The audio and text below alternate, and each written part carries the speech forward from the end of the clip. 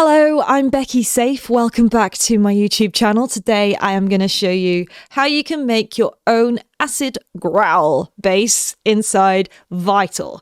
Vital is a free VST, so if you haven't downloaded it, download it. It's absolutely free. It's so powerful, and even though the free version doesn't really come with many wavetables, you can make a sound like this.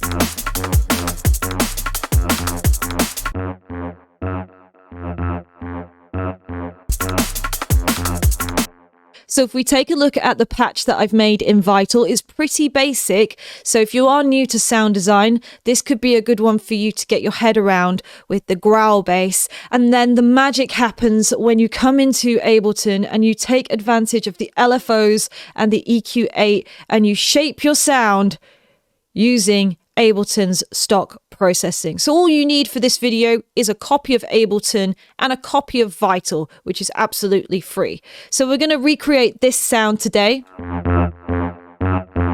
We're going to create a growl patch inside Vital, and then we're going to do the processing afterwards. The timestamps are below if you want to skip to your favorite section. But yeah, this is the default patch of Vital. The first thing you want to do is go to your basic shapes, and then you're going to scroll through to get the sawtooth wave. Now we're going to create some unison in this wave. So increase to 5 voices. You can experiment with 3+ voices. I'm going to go with 5 and then just drag down so that you are detuning them a little bit closer together. Let's play that.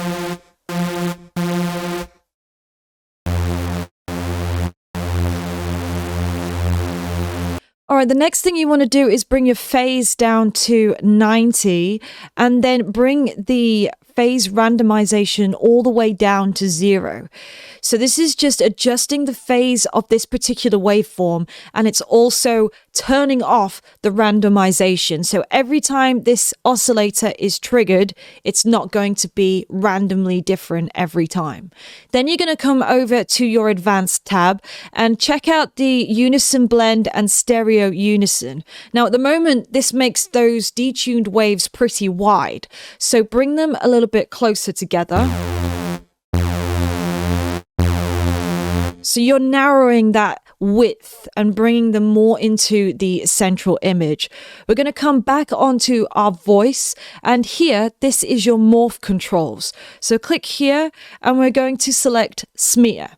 Now smear is going to morph this waveform, as you can see here, if we manually drag it.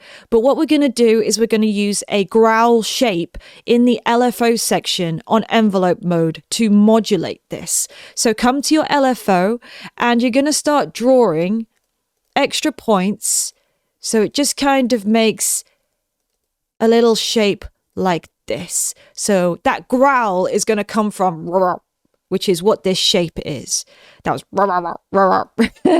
so you're going to put it on envelope mode so that it only triggers once every cycle round. Keep it over 1/2, and then you're going to drag the LFO up to your smear, but then you're going to pull it down. So it's doing the growl, but in reverse on the morph.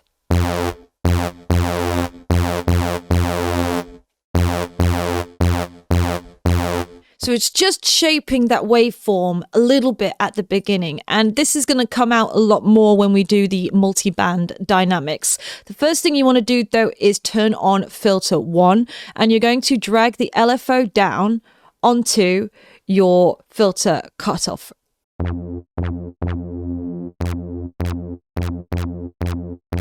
And bring it up a little bit.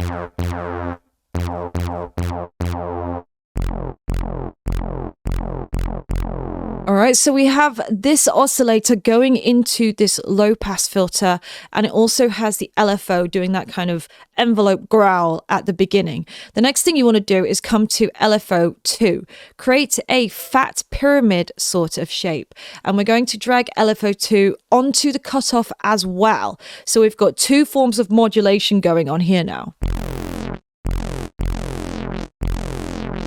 Bring the frequency up to 1/8. So it's just a little bit faster. It's creating that pulsating sound now. And actually, if you come back into your Ableton project, just start to play this alongside your other tracks.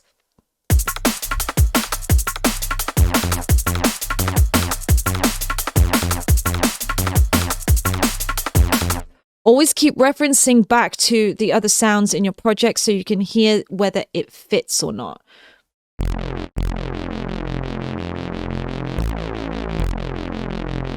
Let's go over to the effects section, and effects on Growl Bass are mainly multiband compression and distortion. So we're going to activate the compressor, which by default is on multiband, and then we're also going to activate the distortion. I'm going to put the distortion on hard clip. I want it to clip real hard now. And you can hear already how this LFO growl is now really coming out with the multiband. Adjust your ratios to taste. So this is your ratio up and down here on these bars, both with upward and downward compression. And you can also increase and decrease the thresholds as well. And increase the drive on the hard clip. Maybe bring down the mix as well, because that's going to be pretty hard. Cool, I'm liking that. Now we're going to go into Ableton and start processing using the LFO, which is going to modulate the presets on the EQ8. So come into your Ableton and go to Audio Effects. And the first thing you want to do is come to EQ and Filters and go to EQ8. And it actually has Formant here, this drop down menu, and some incredible presets which are going to bring out the voices in your bass. Experiment with different ones to get your unique sound, and I'm going to pick vocal O and singing G. Just remove the high pass and the low pass filters because we can shape those at the end. It's not really necessary in this right now.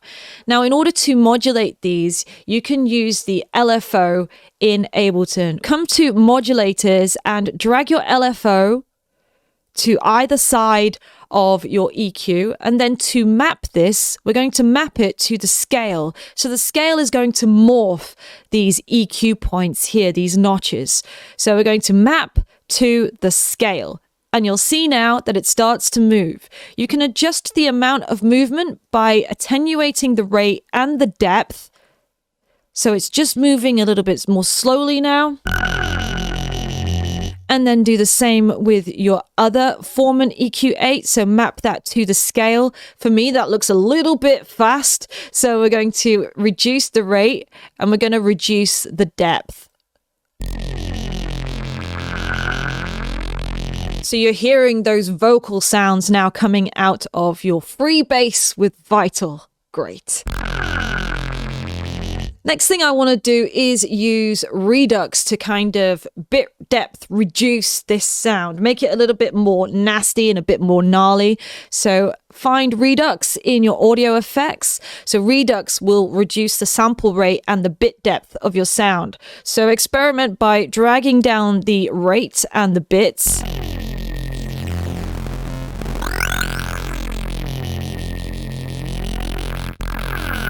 And then also blend that so it's not so harsh and obvious with your dry wet.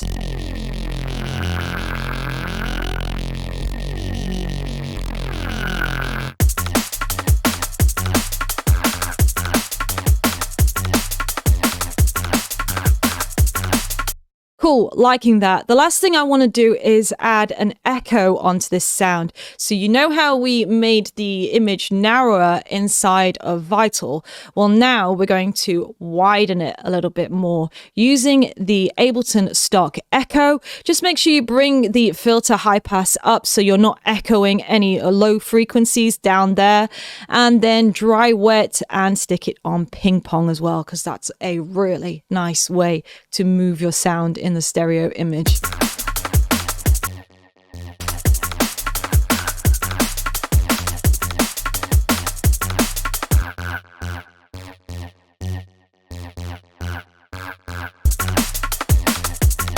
The last thing you want to do is some post EQ and then some sidechain compression. So let's grab the EQ8, drag that down onto the track and just make sure it's high passed because we have a sub in this track. So we don't want those sub frequencies clashing, any noise in that sub area. I don't want that in this bass because it's a mid-range bass. It's a growly bass that takes up those mid frequencies.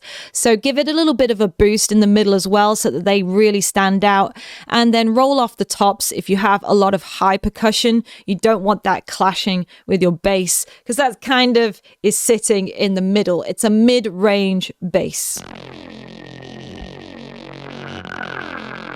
Cool. Finally, some sidechain compression. So sidechain compression is really good for adding rhythm to the bass, and also it makes it duck out of the way of things like kick drums that you really want to have center stage and be the real focus when they come in. So come onto your compressor, activate the sidechain, and find your kick drum. And then adjust the threshold. Let's play the track.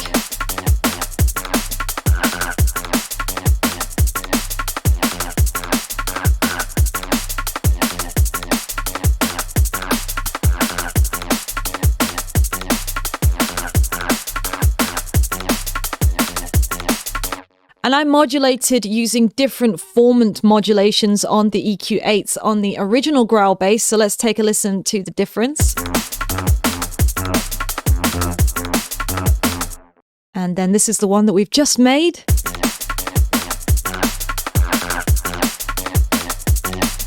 So you can hear there how you can take a free VST, which is incredible. It's an incredible VST for free, vital. Grab it and use the stock wavetables that it comes with in conjunction with Ableton and its audio effects to shape your own sounds and make your own growl bass. Hope you enjoyed this tutorial. If you got something out of it, please leave a comment, like, and subscribe to the channel to help the channel grow. I'm Becky Saif, and I will see you for another video. Thank you. Thanks. Bye.